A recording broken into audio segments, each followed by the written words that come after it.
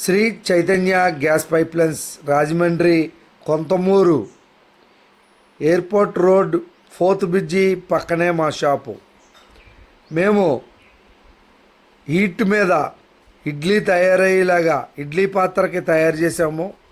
ఇది సరికొత్త ప్రాజెక్టు. కర్రల పొయ్య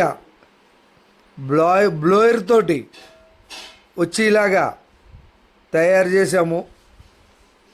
ఈ పొయ్య పెద్ద పెద్ద హోటళ్ళకి వాటికి పనికొస్తుంది. ఇది ఈ కర్ట్లి పొయ్య ఎటువంటి హోటల్కైనా మీరు ఆర్డర్ ఇస్తే తయారు చేస్తాం.